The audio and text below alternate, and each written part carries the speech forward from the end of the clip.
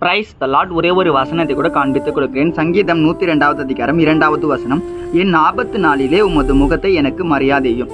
இன்னைக்கு ஆண்டவர் நம்மளை பார்த்து சொல்ற காரியம் என்ன? மகனே மகளே, உனக்கு ஆபத்தான நாட்கள்ல ஆபத்தான காலகட்டம் வரும்போது தான் நான் என் முகத்தை உனக்கு மறைக்காம இருக்க மாட்டேன், என் முகத்தை நான் உனக்கு காண்பிப்பேன்னு சொல்லி இன்னைக்கு ஆண்டவர் நம்மளை பார்த்து சொல்றாரு. அதாவது என்ன விஷயம்னா, ஏசப்பா நமக்கு உதவி செய்வாராமா. அப்ப ஏசப்பா நமக்கு உதவி செய்வார்னா அப்ப நம்ம என்ன பண்ணோம்? ஏசப்பா நோக்கி நம்ம கூப்பிடணும். நமக்கு ஏதாச்சும் ஒரு பிரச்சனை அப்படின்னா நம்ம என்ன பண்ணுவோம்? நிறைய பேருக்கிட்ட போய் ஹெல்ப் கேட்போம் தெரியுங்களா? எனக்கு கொஞ்சம் பணத்தை போட்டு கொஞ்சம் ஹெல்ப் பண்ண, எனக்கு இந்த பிரச்சனை இருக்கு கொஞ்சம் ஹெல்ப் பண்ணேன்னு சொல்லி சில மனுஷங்க கிட்ட நம்ம உதவியை தேடி போவோம். ஏன்னா அவங்க கிட்ட தேடி போனால் அவங்க நமக்கு செய்வாங்க நம்ம நினைக்கிறதில்ல.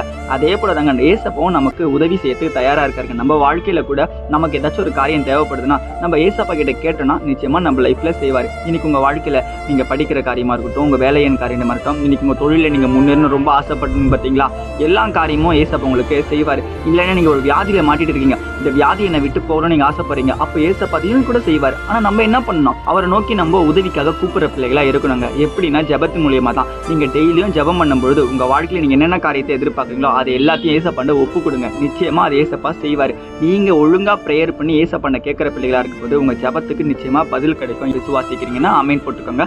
இதே போல வசனத்துக்கு நான் ஃபாலோ பண்ணிக்கோங்க. God bless you. ஆமேன்.